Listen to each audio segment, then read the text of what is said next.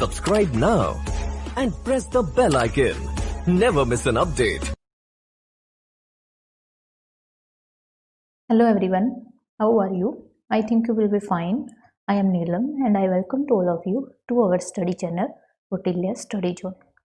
आज हम अपनी हिस्ट्री का 5th चैप्टर स्टार्ट करने जा रहे हैं और आज का हमारा टॉपिक है what books and burial tells. यानी जो हमारी बुक्स हैं, जो एंशिएंट टाइम पर बुक्स होती थी और जो बरियल्स की अलग अलग जो साइट्स मिली हैं वो हमें क्या क्या बताती हैं एंशिएंट टाइम के बारे में, तो आज हम इस लेसन के अंदर देखेंगे। तो देखिए, सबसे पहले अगर हम बात करें वर्ल्ड की सबसे ओल्डेस्ट बुक के बारे में, तो जो हमारे 4 वेद्स हैं वो इसके अंदर आते हैं। तो देखिए ये 4 वेद कौन कौन से हैं। यहाँ पे फर्स्ट हमारा जो सबसे एंशिएंट वेद है वो ऋग्वेद, सामवेद, यजुर्वेद और अथर्ववेद। इसमें से जो सबसे ओल्डेस्ट वेदा है वो कौन सा है, ऋग्वेद, और ये कंपोज किया गया है अबाउट 3500 ईयर्स एगो, यानी 3500 ईयर एगो ये पहले जो है ये क्या किया गया है, कंपोज किया गया है। अब इसके अंदर अगर हम बात करें तो ऋग्वेद एक तरीके से इसके अंदर काफ़ी सारी हाइम्स हैं, यानी 8000 मोर देन 1000 से भी ज़्यादा इसके अंदर हाइम्स हैं, और इनको क्या बोला जाता है, सुक्ता बोला जाता है, वेल सेड, यानी जो पुराने टाइम पर जो ऋषि मुनि होते थे या जो भी उस टाइम के ज्ञाता होते थे, तो उनके द्वारा ये कही गई जो बातें हैं, सुक्ता, वेल सेड, कही गई बातों को जो है इस वेद के अंदर कंपोज्ड किया गया है। ये जो हाइम्स हैं वो मेनली लिखी गई हैं किसके लिए, praise of the gods and goddess, यानी गॉड एंड गॉडेस की प्रेज में ये हाइम्स लिखी गई हैं। अगर हम बात करें मेन गॉड्स कौन कौन से जो है इसके अंदर मेंशन किए गए हैं, तो मेन गॉड इसके अंदर 3 गॉड्स हैं जिनको मेंशन किया गया है। सबसे पहले अग्नि, जिसको गॉड ऑफ फायर भी बोला जाता है, उसके बाद इंद्रा, जिसको वॉरियर गॉड भी बोला जाता है, और एक सोमा, जो कि एक प्लांट है जिससे एक स्पेशल टाइप की ड्रिंक जो है वो प्रिपेयर की जाती है। तो देखिए ये जो हाइम्स है वो कंपोज की गई थी उस टाइम के जो साधु सेग्स होते थे और ऋषिज होते थे, उनके द्वारा इनको कंपोज किया गया था। और इसके साथ साथ यही हाइम्स जो है जो कंपोज की गई थी, इन्हीं को लोगों को पढ़ाया जाता था और उनके द्वारा जो है पुराने टाइम पर इनको लर्न किया जाता था। इसमें से जो अगर वीमेन की बात करें तो कुछ एक वीमेन के द्वारा भी कुछ हाइम्स लिखी गई हैं, लेकिन अगर मेनली बात करें तो मेनली जो है मेंस के द्वारा लिखी गई हैं। कुछ एक वीमेन के नाम भी इसके अंदर इंक्लूड किए जा सकते हैं। ऋग्वेद जो है ये मैंने बता दिया काफ़ी ज़्यादा ओल्ड है, और इसके अंदर जिस लैंग्वेज का यूज किया गया है वो है ओल्ड संस्कृत, यानी वैदिक संस्कृत। तो ये जो संस्कृत है वो आजकल के जो स्कूलों में पढ़ाई जाने वाली संस्कृत है उससे काफ़ी डिफरेंट है। अब देखिए ऋग्वेद को क्या किया जाता है, रिसाइट किया जाता है और हियर्ड किया जाता है रेदर देन रीड, मतलब रीड करने की बजाय इसको रिसाइट किया जाता है, और जो साधुओं के द्वारा इसकी जो मतलब जो भी उनके द्वारा इनको कहकर जो है दूसरे लोगों को सुनाया जाता है। अगर हम बात करें संस्कृत और अदर लैंग्वेजेस की, तो देखिए संस्कृत जो है ये Indo European family of language से बिलोंग करती है, यानी इंडो यूरोपियन जो लैंग्वेज की फैमिली है। अब इसके अंदर कौन कौन सी लैंग्वेज आती हैं इस फैमिली के अंदर, तो देखिए इस फैमिली के अंदर आती हैं असमीज, गुजराती, हिंदी, कश्मीरी, सिंधी और मैनी अदर यूरोपियन लैंग्वेज जैसे कि इंग्लिश, फ्रेंच और इसके साथ German, Greek, Italian and Spanish. तो ये सारी की सारी जो है इंडो यूरोपियन जो लैंग्वेज फैमिली है उससे बिलोंग करती हैं। तो एक तरीके से देखिए जो फैमिली वर्ड क्यों यूज़ किया गया है इनके लिए, क्योंकि ये मेनली जो इनके अंदर जो वर्ड यूज़ किए जाते हैं वो मेनली एक जो कॉमन ओरिजिन इनका एक तरीके से ओरिजिन जो होता है वो कॉमन होता है। जैसे अगर हम बात करें मात्र जो है माता के लिए यूज़ किया जाता है संस्कृत के अंदर, हिंदी के अंदर हम माँ यूज़ करते हैं और इंग्लिश के अंदर हम मदर यूज़ करते हैं। तो इस तरीके से हम देख सकते हैं कि इनके अंदर कुछ ना कुछ कॉमन जो है वो फीचर मिलती है। अगर अदर लैंग्वेज फैमिलीज जो है अगर हम उनकी बात करें तो देखिए जो नॉर्थ ईस्ट के अंदर, यानी जो नॉर्थ ईस्ट रीजन है जहाँ पर हमारा अरुणाचल प्रदेश और ये एरिया आता है, नागालैंड, मणिपुर, मिजोरम, ये वाला एरिया आता है, तो वहाँ पर देखिए वहाँ पर तिब्बतो बर्मन जो फैमिली है लैंग्वेजेस की वो जो है उस एरिया के अंदर बोली जाती हैं। अब देखिए तमिल, तेलुगु, कन्नड़ और मलयालम ये हमारे सदर्न इंडिया के अंदर यानी डेक्कन रीजन और सदर्न इंडिया का जो रीजन है वहाँ पर बोली जाती हैं। और ये जो है जो द्रविडियन फैमिली है उससे बिलोंग करती है।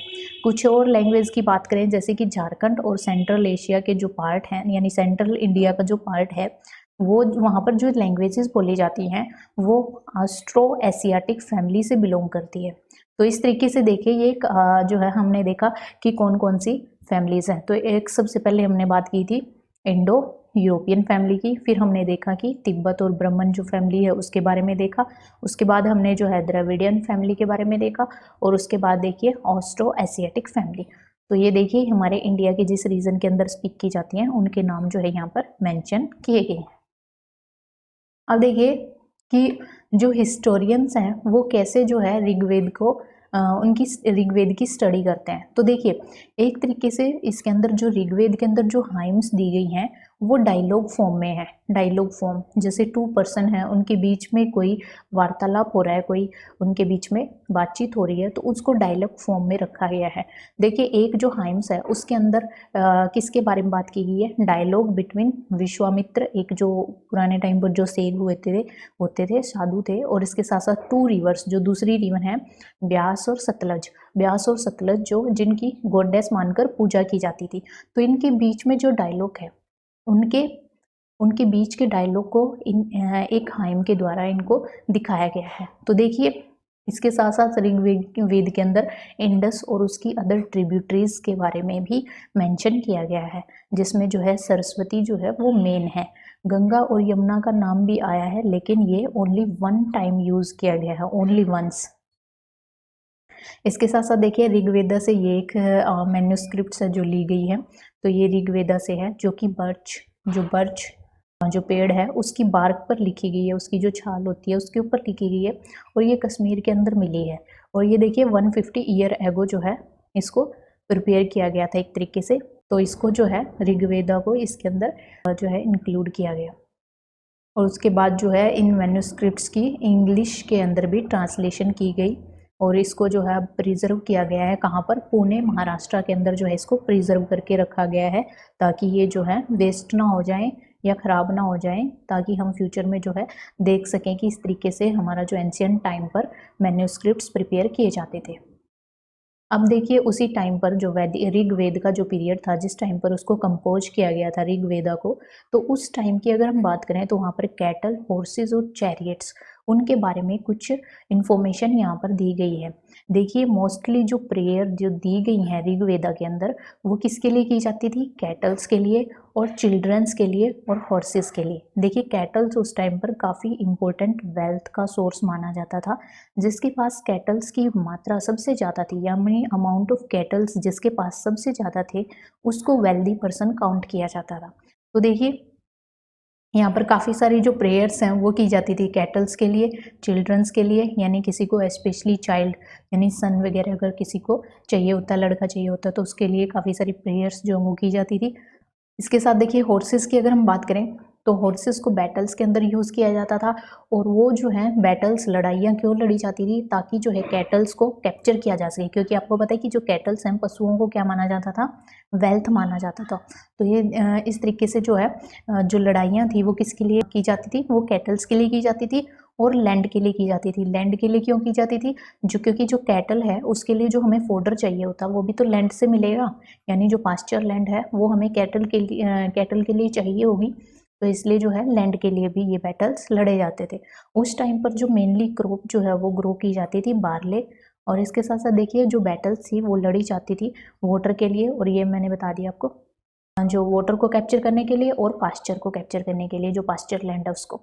देखिए कोई रेगुलर आर्मी नहीं रखी जाती थी उस टाइम पर, जैसे आजकल रेगुलर आर्मी रखी जाती हैं वैसे नहीं रखी जाती थी। जब ज़रूरत होती थी तो जो विलेज के पीपल थे वही आर्मी के अंदर जो है क्या करते थे, आर्मी का रोल प्ले करते थे। तो देखिए उस टाइम पर जो असेंबलीज जो है वो ऑर्गेनाइज की जाती थी, जिनके अंदर क्या किया जाता था, मैटर्स को डिस्कस किया जाता था कि वॉर करना है या पीस को मेंटेन करना है। तो इसके अंदर जो है असेंबलीज के अंदर काफ़ी सारे जो लोग होते थे वो मिलते थे और वो डिसाइड करते थे। अब देखिए उस टाइम पर जो है किस तरीके के जो लोग हैं वहाँ पर रहते थे उसके बारे में हम देखते हैं। तो मेनली जो है वहाँ पे 2 ग्रुप ऑफ पीपल मिलते थे। एक तो जो प्रीस्ट होते थे जिनको ब्राह्मण भी बोला जाता था, जो कि काफ़ी सारे रिचुअल्स जो है परफॉर्म करते थे, और एक दूसरे होते थे राजास, यानी राजा जो क्या करते थे उस टाइम पर। राजा यानी राजा क्या जो है आप एक तरीके से समझ सकते हैं कि वो जो है उस टाइम पे क्या थे, रूलर थे, और वहाँ पर क्या करते थे, रूल करते थे। तो देखिए ये उस टाइप के राजा नहीं थे, इनको जो है लोगों के द्वारा चूज़ किया जाता था। और यहाँ पर कोई भी कैपिटल सिटी उस टाइम पर नहीं बनाई जाती थी, ना ही आर्मी को रखा जाता था, और ना ही जो है टैक्सेस वगैरह कलेक्ट किए जाते थे। यानी जैसे कि बाद के राजा वगैरह हुए हैं तो उनकी टाइप उस तरह के राजा यहाँ पर नहीं थे। यहाँ पर सिर्फ ये था कि जैसे जैसे गांव में से कोई एक सरपंच बना दिया जाता है, इसी तरीके से वहाँ के जो लोग थे वो अपने में से जिसको ये समझते थे जो ब्रेव है या जो एबलेस्ट मैन है उसको क्या कर दिया जाता था, वहाँ का मुखिया या राजा बना दिया जाता था। और वहाँ पर ये ऐसा नहीं होता था कि राजा का जो लड़का है यानी राजा का जो सन है वही अगला राजा बनेगा, तो ऐसा नहीं होता था। उसकी जगह अगर वो कैपेबल नहीं है तो उस सन को राजा नहीं बनाया जाता था, उसकी जगह किसी दूसरे पर्सन को राजा बनाया जाता था। तो वहाँ पर जो है सन को ऑटोमेटिकली सक्सीड नहीं किया जाता था। तो देखिए इसके साथ साथ इनके लिए 2 वर्ड्स और यूज़ किए जाते थे पीपल के लिए। एक तो विश, विश का मतलब वैश्य, यानी एक तरीके से वैश्य वर्ड यूज़ किया जाता था इनके लिए। तो ये जो वैश्य विश वर्ड है ये मेनली जो है वहाँ की जो कम्युनिटी जो पीपल हैं उनके लिए यूज़ किया जाता था। अब जो पीपल जो हाइम्स को कंपोज करते थे और उनको डिस्क्राइब करते थे वो अपने आप को आर्यंस बोलते थे, यानी वेदा को फॉलो करने वाले, वेदा को जो जिन्होंने कंपोज किया है और उनको जो है रीड करने वाले और उनकी स्टडी करने वाले सभी पीपल अपने आप को क्या बोलते थे, आर्याज बोलते थे। लेकिन जो दूसरे पीपल हैं जो कि उनके अपोनेंट थे, जो कि जिनको क्या बोला जाता था, दासा या दस्यु बोला जाता था एक तरीके से, जो उनके लिए सेवा वगैरह करने का काम करते थे, तो उनको क्या बोलते थे, दासा या दस्यु। यहाँ पर अभी तक कोई भी सेक्रीफाइस परफॉर्म नहीं किए जाते थे, यानी जैसे कि एनिमल्स वगैरह का सेक्रीफाइस दे देना या ह्यूमन की बलि दे देना, तो वो उस तरीके के जो है काम यहाँ पर नहीं किए जाते थे। अगर स्लेव्स की बात करें तो देखिए स्लेव्स कौन से, यानी दासा और दस्यु जिनको हम बोलते हैं स्लेव्स, यानी जो दास होते हैं, तो उनके अंदर वीमेन को काउंट किया जाता था, और इसके साथ साथ मैन जो कि वॉर के अंदर कैप्चर किए जाते थे। वॉर के अंदर जब बैटल जीत ली जाती थी उसके अंदर जितने भी लोग जो हैं कैप्चर किए जाते थे उनको स्लेव्स के रूप में रखा जाता था, और उनको जो है एक तरीके से प्रॉपर्टी समझा जाता था, किसकी, ओनर की, यानी जिसके अंडर वो काम करते थे, जिसके वो दास की तरह काम करते थे, उनकी प्रॉपर्टी की तरह उनको समझा जाता था। अब देखिए बात करते हैं हम, ये हमने बात की ऋग्वेद के अंदर, यानी जो कि हमारा ऋग्वेद था जिसके अंदर हाइम्स वगैरह कंपोज की गई हैं, और उस टाइम की जो सिटीज़ हैं, राजा वगैरह जो पीपल हैं, जिस टाइप के लोग रहते थे उनके बारे में हमने देखा। अब हम देखते हैं कि उस टाइम पर जो बरियल्स होते थे, यानी जो हम मृतकों को, जो डाइड पर्सन होते हैं उनको जब दफना देते हैं, बरीड कर देते हैं, तो उनसे हमें जो है क्या इन्फॉर्मेशन मिलती है, तो उनके बारे में हम देखते हैं। तो सबसे पहले यहाँ पर बात करें मेगालिथ, उस टाइम पर जो लोग थे उनको ब्रीड किया जाता था मेगालिथ, यानी जो बड़ा सा स्टोन होता है, बिग स्टोन्स का यूज़ किया जाता था उनको ब्रीड करने के लिए, तो इसीलिए जो है इनको मेगालिथ बोलते हैं। लिथ का मतलब होता है स्टोन और मेगा होता है बड़ा यानी बिग, तो बिग स्टोन्स का यूज़ किया जाता था इन साइट्स को मार्क करने के लिए, दिखाने के लिए। यहाँ पर आप पिक्चर की सहायता से देख सकते हैं, ये देखिए किस तरीके से बड़े बड़े जो स्टोन्स हैं यहाँ पर रखे जाते थे, इनको ये हम मेगालिथ बोलते हैं। तो देखिए उस टाइम पर जो मेगालिथ है की जो प्रथा है, इस तरीके से जो बरियल करने की प्रथा है, वो अबाउट 300 ईयर एगो जो है वो स्टार्ट की गई थी। और ये जो है मेनली अगर हम बात करें तो ये मेनली जो है इसके अंदर थी, ये डेक्कन रीजन के अंदर, सदर्न इंडिया के अंदर, नॉर्थ ईस्ट जो रीजन है, जो ये हमारा अरुणाचल वाला, नागालैंड और ये वाला जो रीजन है, और इसके साथ साथ कश्मीर के अंदर। कुछ एक अगर हम बात करें जो मेगालिथ थे वो क्या होते थे, सरफेस के ऊपर होते थे, यानी अर्थ के ऊपर होते थे, और कुछ एक जो है अंडरग्राउंड होते थे, बड़े बड़े पत्थरों के साथ जो है ब्रीड कर दिया जाता था पर्सन को। देखिए जो बरियल्स थे उनकी काफ़ी कॉमन फीचर्स भी थी, क्योंकि इनके अंदर अगर हम बात करें जो डाइड जो पर्सन है उसके साथ काफ़ी सारे डिस्टिंक्ट टाइप के जो पोट्स हैं वो भी दफनाए जाते थे। और उस टाइम पे जो पोट्स थे वो जो पोट्स बनते थे वो कौन से थे, ब्लैक एंड रेड वेयर, मतलब एक तरीके से जो पोट्स वगैरह बनाते हैं तो इसके ऊपर क्या कर देते हैं, रेड कलर का पेंट कर देते हैं, और उसके ऊपर जो है ब्लैक कलर से क्या कर देते हैं, डिज़ाइन बना देते हैं। तो इस तरीके से black and red ware type के जो है वहाँ पर पोर्ट्स जो है वो इनके साथ दफनाए जाते थे। इसके साथ साथ कुछ एक स्केलेटन्स के साथ तो हमें क्या क्या मिला है कि काफ़ी सारे टूल्स मिले हैं, औजार मिले हैं, वेपन्स मिले हैं, आयरन के, लोहे के जो वेपन होते हैं, स्केलेटन ऑफ हॉर्सेस, हॉर्सेस के स्केलेटन मिले हैं, हॉर्स के इक्विपमेंट मिले हैं, और काफ़ी सारे ऑर्नामेंट मिले हैं स्टोन और गोल्ड के। यानी उनको क्या किया जाता था, जो डाइड पर्सन था उनके साथ इन सब चीज़ों को दफना दिया जाता था। तो यहाँ आप देख सकते हैं ये हॉर्सेस के लिए जो यूज़ किए जाते हैं इक्विपमेंट। यहाँ पर ये देखिए एक्स का यूज़, ये इस तरीके की एक्स जो है वो यूज़ करते थे। और यहाँ पर आप देख सकते हैं कि ये ड्रैगर, चाकू बोल सकते हैं उसको आप। अब देखिए कि सोशल डिफरेंसेस के बारे में हमें कैसे पता लगता है। तो देखिए उस टाइम पर भी सोशल डिफरेंसेस होते थे, जैसे कि लोग रिच हैं, पुअर हैं, इस टाइप के कौन कौन से लोग जो हैं वो काफ़ी पॉपुलर हैं, यानी चीफ जो मेन पीपल होते हैं वो, और इसके साथ साथ कुछ उनको फॉलो करने वाले कुछ लीडर्स। तो इस टाइप से जो है उस टाइम पर एक टाइप से बोल सकते हैं कि वहाँ पर इस तरीके का डिस्ट्रीब्यूशन था। अब वो ये डिस्ट्रीब्यूशन कैसे था, किस तरीके से अंदाज़ा लगा सकते हैं हम। तो देखिए क्योंकि कई बार देखा है कि जो ग्रेव्स होती थी, यानी जो जहाँ पर लोगों को बरियल किया जाता था, तो वहाँ पर देखिए कि उन ग्रेव्स के अंदर काफ़ी सारे जो है हमें काफ़ी सारी चीज़ें जो है वो मिलती थी, और इनके अंदर जो है डिफरेंसेस होता था। कई जो बरियल्स होते थे उनके अंदर देखिए आपने देखा कि गोल्ड वगैरह के जो ऑर्नामेंट्स वगैरह होते हैं, जो हॉर्सेस होते हैं उनके स्केलेटन भी मिले हैं, तो उनके साथ दफना दिया जाता था। लेकिन कुछ एक के अंदर ओनली फ्यू पोर्ट्स जो है वो दफनाए जाते थे। जैसे कि एग्जाम्पल ले हम ब्रह्मगिरी का। तो देखिए ब्रह्मगिरी के अंदर क्या हुआ कि एक स्केलेटन मिला है, जहाँ पर क्या किया गया है कि जहाँ पर ब्रीड किए गए हैं 33 गोल्ड बीड्स, यानी गोल्ड के 33 बीड्स जो है मोती, वो इस स्केलेटन के साथ मिले हैं। 2 स्टोन बीड्स मिले हैं, 4 कॉपर बैंगल्स मिली हैं, और 1 कॉन्च सेल। तो यहाँ पर आप देख सकते हैं किस तरीके से इसके साथ इतनी सारी चीज़ों को दफनाया गया है। लेकिन दूसरे जो स्केलेटन्स हैं उनकी बात करें तो वहाँ पर देखिए वहाँ पर ओनली फ्यू पोर्ट्स जो हैं, सिंपल से जो पोर्ट्स हैं वो दफनाए गए हैं, बाकी गोल्ड वगैरह की कोई भी चीज़ वहाँ पर दफनाई नहीं गई है। इससे पता लगता है कि वहाँ पर लोगों के स्टेटस में क्या था, डिफरेंस था, जो बरी किए जाते थे। अब देखिए कि जो रिच पीपल होंगे उनके लिए ही इस तरीके का बरियल का यूज़ किया जाएगा, और जो पुअर होंगे उनके लिए सिंपली वहाँ पर पोर्ट्स जो हैं वो रख दिए जाते थे। कुछ चीफ लोग हो सकते हैं, कुछ जो है उनके फॉलोवर्स हो सकते हैं। तो इस तरीके से हम अंदाज़ा लगा सकते हैं कि उस टाइम पर भी लोगों के स्टेटस में डिफरेंस होता था, जैसे कि आजकल होता है। तो देखिए कुछ एक स्केलेटन के अंदर जो है हमें मिला है कि ओनली 1 स्केलेटन जो है वो उसी के बरियल्स एक जगह पर मिले हैं। लेकिन कई बार हमें मिला है कि एक ही स्केलेटन के साथ बहुत सारे स्केलेटन जो है वहाँ पर दफनाए गए हैं एक ही साइट के अंदर। तो देखिए वो मेनली जो है आर्कियोलॉजिस्ट का मानना है कि वो मेनली जो है सेम फैमिली से बिलोंग करते थे, लेकिन उनको जो है सेम फैमिली से बिलोंग करते थे, तो लेकिन उनकी डेथ जो है वो अलग अलग टाइम पर होती थी। अलग अलग टाइम पर तो होती थी, तो उसके लिए क्या करते थे वो, जब भी ये इस तरीके की जो है बरियल तैयार करते थे, तो उसमें जिस पर्सन की डेथ हो जाती थी उसको रख दिया जाता था। फिर जैसे ही उस फैमिली के नेक्स्ट पर्सन की डेथ होती है, तो यहाँ पर क्या होता था कि यहाँ पर एक पोर्ट होल बना दिया जाता था। उस पोर्ट होल के थ्रू क्या किया जाता था कि जब यहाँ से इसको डग किया जाता था, तो इस पोर्ट होल के थ्रू जो है जो दूसरा मेंबर जिसकी डेथ हुई है उसको यहाँ पर रख दिया जाता था।